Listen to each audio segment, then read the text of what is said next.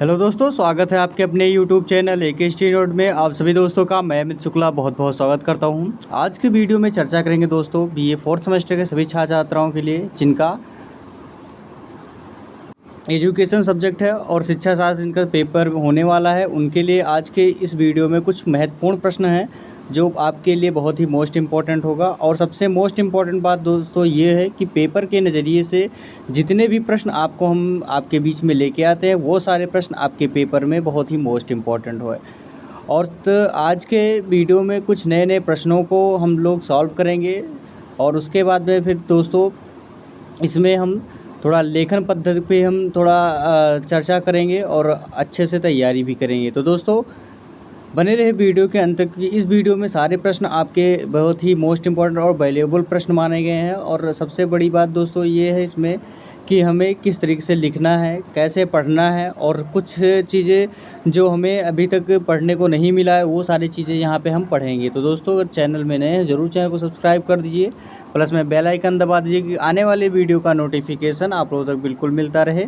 अब आता है आपका फर्स्ट प्रश्न दिया गया है कि कुसुमायोजित बालकों को सुधारने के उपाय बताइए। अब जो कुसुमायोजित होगा, कुसुमायोजित का मतलब क्या होता है दोस्तों?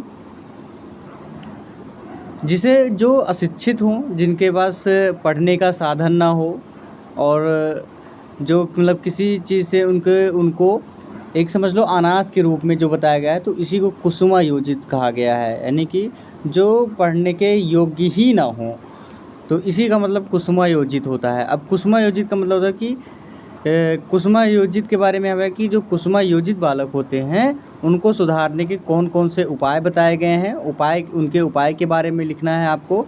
और कुछ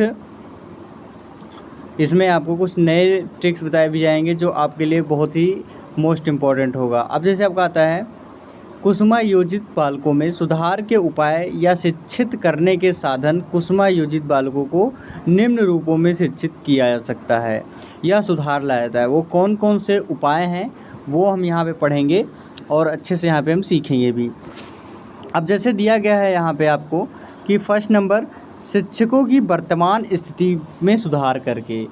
यानी कि अगर शिक्षक कुसुमायोजित बालक अगर शिक्षित नहीं हैं, उनके शिक्षित होने के लिए आपका फर्स्ट जो उपाय बताया गया है यानी उनका जो निदान बताया गया है वो कुछ इस तरीके से है। जैसे शिक्षकों के वर्तमान स्थिति में सुधार करके। सेकंड नंबर बताया गया कि शिक्षकों द्वारा अच्छे आदर्श प्रस्तुत करने से बालकों में समायोजन लाया जा सकता है। जो शिक्षक द्वारा, शिक्षक का मतलब टीचर हो गए आपके, और अच्छे आदर्श प्रस्तुत करने यानी कि अच्छे आदर्श का मतलब होता है अच्छे सद्भाव बालकों में अगर हम प्रदान करेंगे तो वो क्या होगा, उनका जो समायोजन है, समायोजन का मतलब होता है जितने भी उनके गुण हैं वो उनके गुण को ख़त्म करके गुण को हम यहाँ पे अवेलेबल कराएंगे। थर्ड नंबर बताया गया है कि वर्तमान शिक्षा प्रणाली में सुधार के द्वारा समायोजन क्या है कि समायोजन हमें बताया गया है कि हम उस पर संसाधन की साधन कर सकते हैं, उन पर स्वसाधन जुड़ा सकते हैं या उनको हम योग्य बना सकते हैं। उसका बाद फोर्थ नंबर बताया गया है यहाँ पे कि परीक्षा प्रणाली में सुधार द्वारा। अब बताया गया यहाँ पे आपका परीक्षा प्रणाली द्वारा सुधार के द्वारा। 5 नंबर बताया गया है कि विद्यालय की राजनीतिक गुटबंदी से अलग करना। जो विद्यालय की राजनीतिक गुटबंदी होती है उससे हम अलग करके। 6 नंबर बताया गया कि सरकार द्वारा विद्यालयों के संचालन व प्रशासन संबंधी कार्यों में अनुचित हस्तक्षेप को कम करके। फिर 7 नंबर बताया गया कि शिक्षा संस्थाओं की स्वायत्तता प्रदान करके। तो इनके कुछ मोस्ट जो यहाँ पे उपाय या निदान बताया गया है वो यहाँ पे हम पढ़ रहे हैं। 8वां नंबर यहाँ पे बताया गया है, 9th नंबर है कि शिक्षक अभिभावक संघ का निर्माण करने से।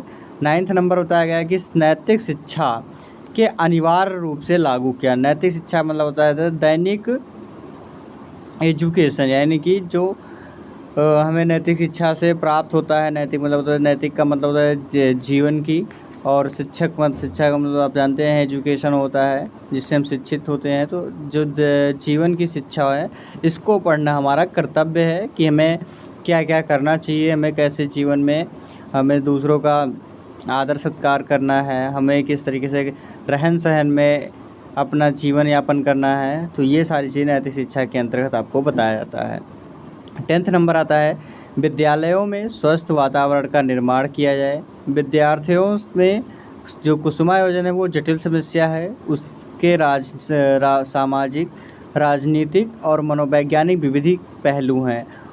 इसके निराकरण के लिए सभी पहलुओं को समझकर अभिभावकों और सरकार सभी को मिलकर इसमें प्रयास करना चाहिए। बहुत ही मोस्ट इम्पॉर्टेंट प्रश्न था दोस्तों, और इसको हम तैयारी भी करेंगे बहुत ही टाइम से। और आपका जो पेपर में जो प्रश्न पूछे जाएंगे कुछ इस तरीके से प्रश्न होगा, और अच्छे से तैयारी भी करना होगा। फिर आता है नेक्स्ट पॉइंट। आपका नेक्स्ट प्रश्न दिया गया है इसमें कि मानसिक स्वास्थ्य का क्या अर्थ है, यानी कि मानसिक स्वास्थ्य का क्या अर्थ है। हेडिंग डालेंगे आप लोग दोस्तों, मानसिक स्वास्थ्य का अर्थ। अब जो मानसिक स्वास्थ्य होता है, मानसिक का मतलब होता है दोस्तों जो आपके दिमाग से जुड़ा हुआ हो, यानी कि जो अगर आप मानसिक स्वस्थ नहीं हैं, मानसिक अगर पीड़ित हैं, तो आपका जो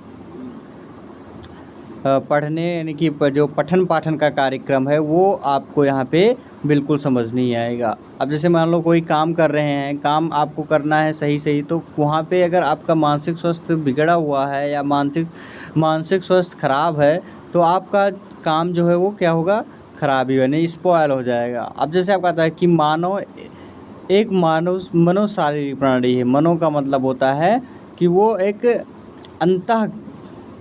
अंतःक्रियक शारीरिक प्रणाली है, और उसका व्यवहार शारीरिक तथा मानसिक दोनों ही प्रकार के अनुसार